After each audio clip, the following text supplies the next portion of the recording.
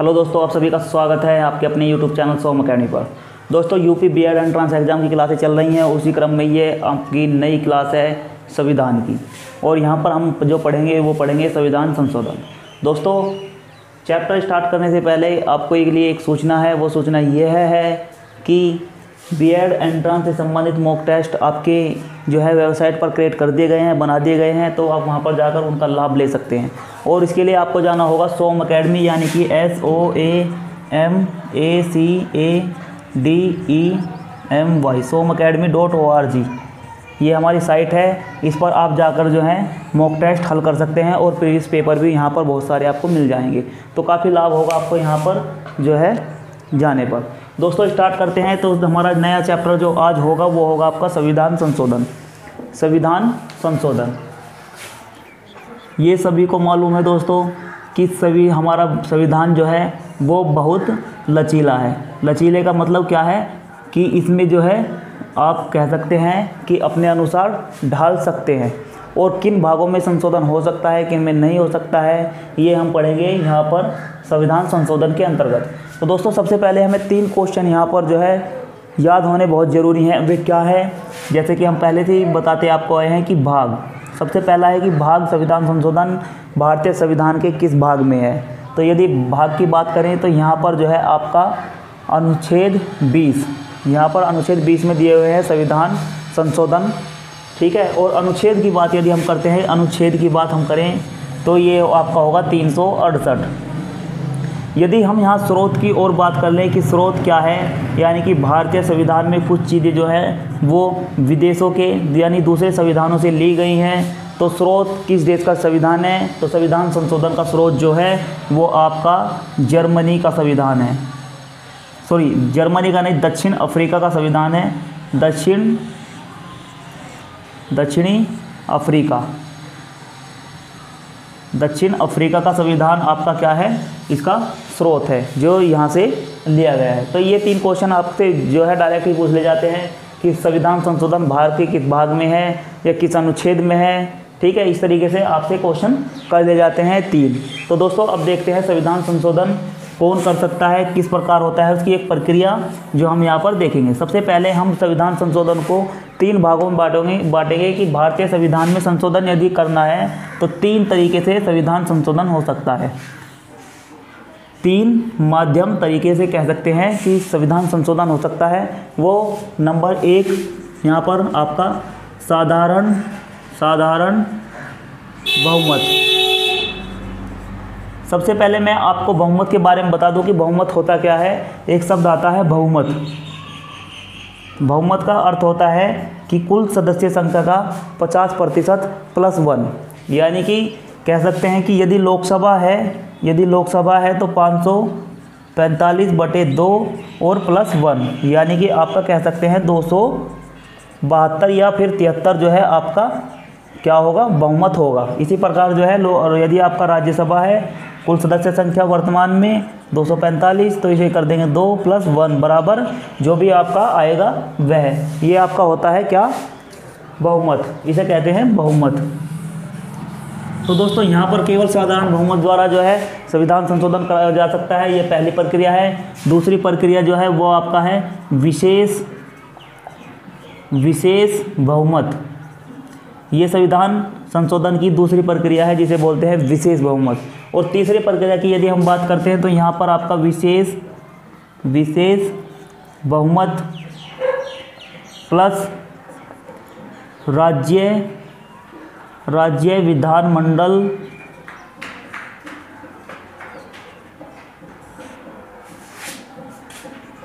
की अनुमति। यहाँ पर अनुमति लेनी होती है राज्य विधानमंडलों की, और वो आधे राज्य विधानमंडलों की लेनी होती है। यानी कि आधे राज्यों का मतलब क्या होगा, आधे राज्यों का मतलब होगा कि 31 विधानसभा हैं कहाँ, भारत में 29 राज्यों की और +2 केंद्र शासित प्रदेशों की, ये 31 हैं। तो यहाँ पर आपको कम से कम 15 राज्यों का अनुसमर्थन भी होना चाहिए। ये होता है आपका विशेष बहुमत या ठीक, विशेष बहुमत के साथ सभी राज्यों की, अधिकतम राज्यों की जो है अनुमति इस संशोधन में होनी चाहिए। तो ये 3 तरीकों से संशोधन। दोस्तों बात करते हैं यहाँ पर संविधान संशोधन की। तो संविधान संशोधन की बात करें तो साधारण बहुमत द्वारा, विशेष बहुमत द्वारा और विशेष बहुमत और राज्य विधानमंडलों का अनुसमर्थन के द्वारा 3 प्रकार से संशोधन प्रक्रिया अपनाई गई है। तो सबसे पहले बात करते हैं साधारण बहुमत द्वारा संविधान संशोधन। तो यहाँ पर परिभाषा का इस्तेमाल करेंगे। परिभाषा जैसे कि शब्दों में संविधान में दिया हुआ है, तो वो क्या दिया हुआ है, साधारण बहुमत से तात्पर्य, साधारण बहुमत से तात्पर्य जो होगा वो सदन में उपस्थित और मतदान करने वालों का 50% +1 होगा, यानी कि आधे से +1, ठीक है, 50% बोल सकते हैं +1 दोनों सदनों को पारित करना होगा, यानी राज्यसभा लोकसभा, उसके बाद राष्ट्रपति साइन कर देंगे, तो ये आपका साधारण बहुमत होगा। यदि आते हैं विशेष बहुमत, तो विशेष बहुमत से तात्पर्य आपके कुल सदस्य संख्या का आधा और उपस्थित और मतदान करने वालों का 2/3 होना चाहिए। कुल सदस्य संख्या का आधा कह सकते हैं, आधा प्लस जो आपके उपस्थित हैं और मतदान किया है उनका 2/3 यहाँ पर होना चाहिए, ठीक है। उसके बाद यदि विशेष बहुमत की बात करें तो यहाँ पर जो है विशेष बहुमत से तात्पर्य जो है वो कुल सदस्य संख्या का आधा, कुल सदस्य संख्या का जो है बहुमत क्या होता है मैंने आपको बता दिया है, और 2/3 से पारित होना चाहिए दोनों सदनों को। उसके बाद जो है आधे राज्यों विधानमंडलों की अनुमति भी होनी चाहिए, ठीक है। तो ये विशेष बहुमत होता है। अब बताते हैं आपको किस तरीके से संविधान संशोधन की प्रक्रिया चलती है।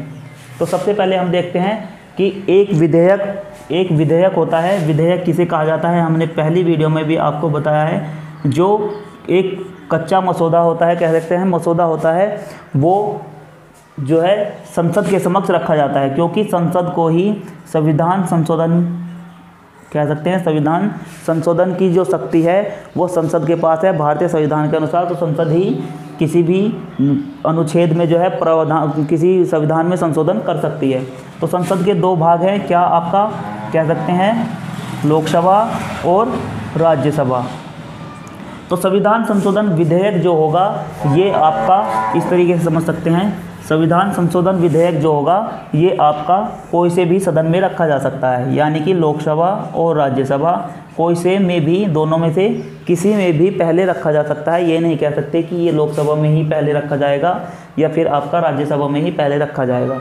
यदि यह राज्यसभा में पहले रखा जाता है तो उसके बाद फिर जो है इसकी प्रक्रिया यह आती है कि ये लोकसभा में रखा जाएगा, ठीक। और यदि लोकसभा में रखा जाता है तो फिर राज्यसभा में रखा जाएगा।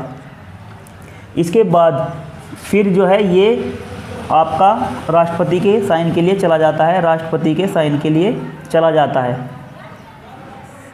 और राष्ट्रपति जब इस पर साइन कर देते हैं, राष्ट्रपति इस पर साइन कर देते हैं तो ये बन जाता है अधिनियम। तो दोस्तों ये आप कह सकते हैं कि संशोधन की एक प्रक्रिया है, लेकिन विशेष बहुमत राज्य, विशेष वाला जो है ये राज्यों के अनुमति भी लेने वाला संशोधन इस तरीके से नहीं होता है। ये लोकसभा में को पारित होने के बाद जो है राज्य विधानमंडलों की अनुमति लेने के लिए राज्यों के विधानमंडलों में, ये विधानमंडल का मतलब ये है कि जिस राज्य में विधान परिषद है तो विधान परिषद में भी इसे पारित करना होता है, और वो साधारण बहुमत से होता है। तो उसमें पारित होने के बाद राष्ट्रपति पर यह जाता है और राष्ट्रपति इसके लिए बाध्य होता है साइन करने के लिए। तो इस तरीके से जो है आपका संविधान संशोधन हो जाता है। दोस्तों यदि देखिए यहाँ पर विधेयक कौन लाता है, एक क्वेश्चन इस तरीके से भी आपसे पूछ लिया जाता है कि विधेयक कौन लाता है। तो विधेयक आपका मंत्रिपरिषद, मंत्रिपरिषद कौन होता है, जो गवर्नमेंट, जो कह सकते हैं संविधान के अनुसार बहुमत वाली सरकार होती है, वो उसके सदस्य मंत्रिपरिषद होते हैं, और मंत्रिपरिषद इस विधेयक को ला सकते हैं। परंतु एक चीज़ और है, यहाँ पर इस विधेयक को विपक्ष का कोई मेंबर अथवा कोई भी सांसद यदि वो सत्ता में है, यानी कि बहुमत वाली पार्टी में है या नहीं है, विधेयक ला सकता है संविधान संशोधन। एक चीज़ और मैं यहाँ पर बता दूँ आपको कि यदि यहाँ पर सदनों में गतिरोध होता है, यानी कि लोकसभा उसे पारित कर देती है तो राज्यसभा उसे पारित नहीं करती है, तो वो संविधान संशोधन विधेयक जो है रुक जाता है, संविधान संशोधन नहीं होता है। यहाँ पर दोनों में ही पारित होने आवश्यक है। और कह सकते हैं कि यहाँ पर संयुक्त बैठक, अनुच्छेद 108 संयुक्त बैठक भी नहीं बुलाई जा सकती है संविधान संशोधन पर। और राष्ट्रपति साइन करने के लिए बाध्य होता है, राष्ट्रपति इस विधेयक को नहीं रोक सकता है। तो ये इंपॉर्टेंट तथ्य हैं इसके बारे में। अब यदि हम बात करते हैं साधारण विधेयक की, तो साधारण विधेयक का उदाहरण मैं आपको बता दूं कि साधारण विधेयक बहुमत की बात करें तो भारतीय संविधान में राज्य का नाम परिवर्तन, यदि भारत के किसी राज्य का नाम में परिवर्तन करना है तो क्या होगा कि आपको साधारण बहुमत द्वारा, संसद में साधारण बहुमत द्वारा पारित करना होगा। दूसरा, सीमा में परिवर्तन, यदि आपको सीमा में परिवर्तन करना है, सीमा को घटाना है, बढ़ाना है, तो ये भी आपका क्या होगा, साधारण बहुमत द्वारा हो सकता है। प्लस SC और HC, यानी कि सुप्रीम कोर्ट और हाई कोर्ट में के न्यायाधीशों का जो वेतन भत्ता है वो साधारण बहुमत द्वारा जो है आपका पारित होता है। प्लस किसी भी सांसद का वेतन भत्ते, ये सब जो हैं आपके साधारण बहुमत में आते हैं। साधारण बहुमत द्वारा जो है संविधान संशोधन किया जाता है। प्लस विधान परिषद का निर्माण, विधान परिषद फिलहाल में कितने राज्यों में है आपको बता, 7 राज्यों में विधान परिषद हैं। यदि किसी राज्य को विधान परिषद का निर्माण करना है तो ये साधारण बहुमत द्वारा जो है संसद में पारित किया जाता है। पहले तो वह जो है विधान परिषद का निर्माण करना है तो राज्य की विधानसभा करती है, उसके बाद जो है संसद में वह विधेयक जाता है, वहाँ पर साधारण से होता है। तो इस तरीके के बहुत सारे विधेयक हैं जो साधारण बहुमत के अंतर्गत आते हैं। और यदि विशेष बहुमत की यदि हम बात करते हैं, वास्तविक संशोधन यही है, ये वाला संशोधन वास्तविक संशोधन है। इसे संशोधन नहीं माना जाता है क्योंकि ये एक प्रक्रिया है जिसके अपनानी होती है। क्योंकि देखिए, एक कह सकते हैं नाम में परिवर्तन साधारण सी प्रक्रिया है, या सैलरी में परिवर्तन ये होना जरूरी होता है। तो सही मायने में संविधान संशोधन कह सकते हैं तो विशेष बहुमत को कह सकते हैं। इसमें क्या है, इसमें आपकी राष्ट्रपति होता है कि राष्ट्रपति किस प्रकार से चुना जाएगा, राष्ट्रपति का निर्वाचन, यदि इस तथ्य में आपको परिवर्तन करना है तो विशेष बहुमत से पारित करना होता है। विशेष बहुमत से पारित करना होता है। पूरा मंत्रिपरिषद, केंद्रीय कार्यप्रणाली, इन चीज़ों में जो है आपको संशोधन करना होता है तो विशेष बहुमत द्वारा ही किया जाता है। तो ये हमने आपको बता दिया है क्या, दोनों के एक एक उदाहरण। दोस्तों अब देखते हैं कि संशोधन कहाँ पर किया जा सकता है और कहाँ पर नहीं किया जा सकता है। तो सबसे पहले भाग 3 पर चलते हैं। भाग 3 जो भारतीय संविधान का बहुत ज़्यादा इम्पोर्टेंट भाग है और अनुच्छेद 12 से 35 क्या आता है, मूल अधिकार। मूल अधिकारों पर इसका क्या प्रभाव पड़ता है, क्या मूल अधिकारों में संशोधन किया जा सकता है।